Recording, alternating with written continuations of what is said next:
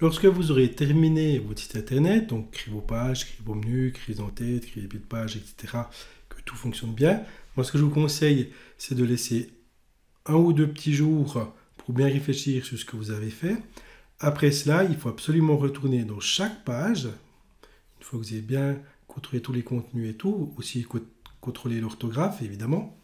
Vous retournerez dans chaque page et puis vous ferez le test de savoir si votre page est responsive ou pas. Donc comment on fait ce test-là avec Elementor? C'est simple, vous allez cliquer ici et vous allez mettre tablette. Donc dans un premier temps, on va regarder sur la tablette ce que ça donne. Voilà, sur la tablette, ça donnera ceci. Donc maintenant, comment on peut modifier ça? Alors, il y a plusieurs possibilités. Vous pouvez dire, tiens, sur la tablette, j'aimerais bien que ça vienne en dessous de ça.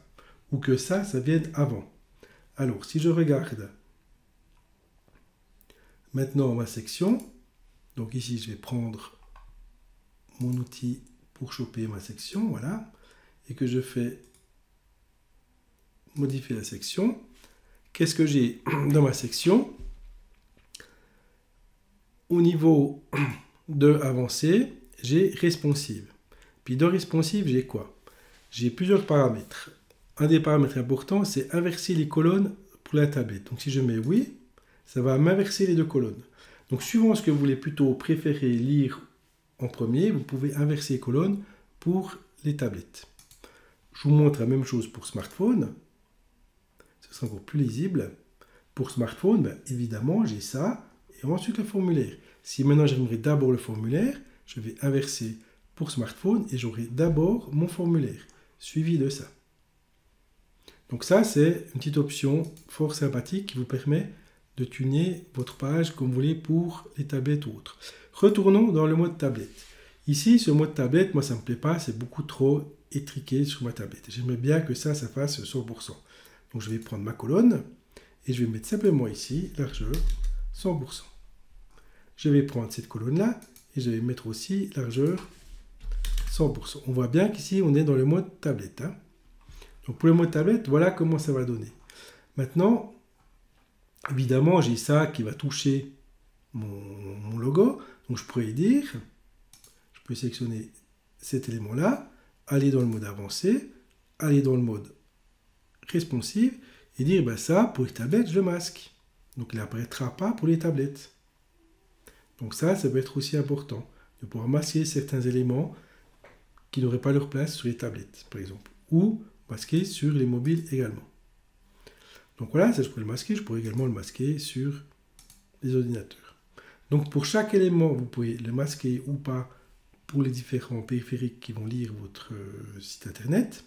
Ensuite, si ce titre-là, tiens, j'aimerais bien le mettre plus grand, ce titre-là, il n'y a pas de souci, je pourrais le mettre plus grand grâce à ça. Je pourrais aussi modifier ma colonne. Ici, modifier ma colonne avec les différentes marges. Par exemple, à droite, j'ai une marge de 43.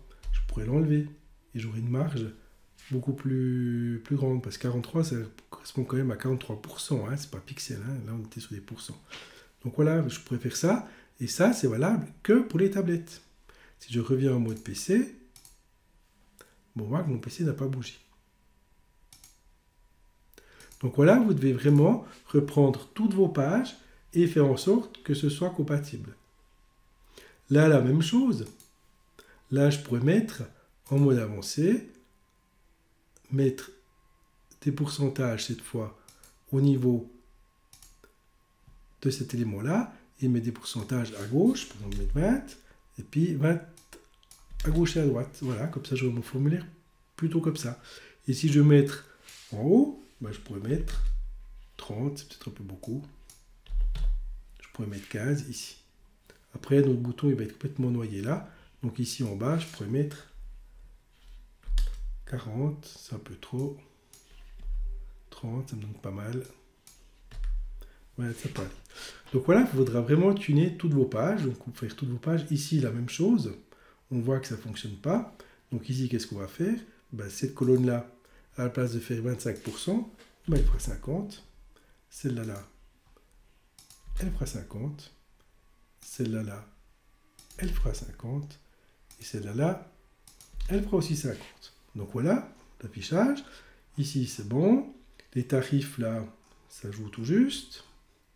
Voilà. Maintenant, on va passer en mode smartphone. Alors, le mode smartphone, il va prendre les mêmes modifications que vous aurez fait pour les tablettes. Donc, il va s'inspirer des modifications que vous avez fait pour les tablettes et rajouter les modifications pour smartphone. La même chose ici, si je prends ma colonne ici, c'était ma section, on doit avancer. Alors là, j'ai pas de marge, c'est bon. Dans ma colonne droite, ben là, j'ai 50 pixels. Dans ma colonne ici, 50 pixels là sont là. Si je mets 0, ben là, j'ai plus de pixels. Ensuite, si je veux réduire mon texte, ben je clique sur mon texte. Je vais dans la typographie. Et là, on voit qu'il y a le petit icône taille. Donc là, je peux choisir la taille que je veux pour mon smartphone. Je peux aussi ici masquer pour smartphone, etc. Donc après, je vais continuer. Ici, je me dis, tiens, les marges ici, c'est peut-être un peu trop grand, mais 20%. Alors là, je vais enlever mes 20% que j'avais là. Donc je vais délier. À droite, je vais plutôt mettre 5. Et puis à gauche, 5. On pourrait même monter jusqu'à 10. Mais là, on voit qu'il avait pris les paramètres par défaut que j'avais du mobile. Donc c'est comme ça prend les paramètres de ça. Pour le smartphone, si je spécifie rien pour la tablette, il prendra les mêmes paramètres que pour le PC. Et si je spécifie rien ici, il va prendre les paramètres du smartphone. Donc le smartphone, si on ne spécifie rien, il prend les paramètres par défaut de la tablette. La tablette, si on ne spécifie rien, il prend les paramètres par défaut de l'ordinateur. Ça, c'est peut-être un petit peu plus clair. Ici, en bas, pour smartphone, mais là, j'aimerais mettre des marges. Donc, je vais mettre des marges en bas. Ici, il faudra mettre en tout cas 20, même plus. Parce qu'on peut mettre 50. Là, on est en pixels. Hein. Donc là, faites bien attention au niveau des unités. Voilà, etc. Là, on est bon. Là, on est bon. Là, on pourrait peut-être centrer. Là, ce serait peut-être plus joli si on centre tout ça. Alors là, attention, le centre, c'est bon, parce qu'il y a un petit symbole là. Ici, si je le centre à ce niveau-là, il sera centré pour tout. C'est pas que pour smartphone, il sera vraiment centré pour tout. Donc là, il faut que j'aille dans les styles. Et ici, je peux choisir écart, typographie, voilà, alignement, si c'était en haut. Et là, je peux le centrer. Donc là, il faut faire attention. Si vous le changez au niveau du contenu, c'est pour tous les contenus. Hein. Et là, le style, c'est grâce à cette petite icône-là, je peux le modifier. Donc voilà. Ici, la même chose, et je veux centrer, etc. Enfin, vous aurez compris le principe. Et une fois que vous avez fini ça, vous pouvez mettre à jour. Donc là, il faut vraiment repasser sur toutes les pages de tout votre site. N'oubliez pas non plus de tester le menu ici, comment il va s'afficher. Alors pour ce faire, l'idéal c'est de prendre votre smartphone ou d'aller en prévisualisation, pardon c'est historique, prévisualisation ici. Ensuite, dans Google Chrome, je vous recommande de faire F12. Voilà. En faisant F12 ici, vous pourrez espionner, je vous montre en bref, vous pourrez espionner ici quel élément, quel code, etc. Ça, c'est peu importe.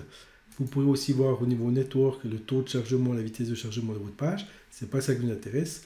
Nous, pour l'instant, ce qui nous intéresse, c'est juste ce petit icône-là. On pourra faire un toggle et passer en mode smartphone. Ce qu'il faut savoir, en mode smartphone, les vidéos de fond ne sont pas prises en charge. Maintenant, je peux cliquer sur mon bouton ici et voir comment va s'afficher mon menu.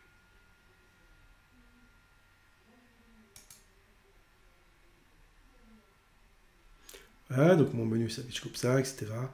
Je peux cliquer aussi sous nos robots et c'est là sur la page nos robots. Puis ici, vous pouvez scroller. Donc là, c'est un affichage pour smartphone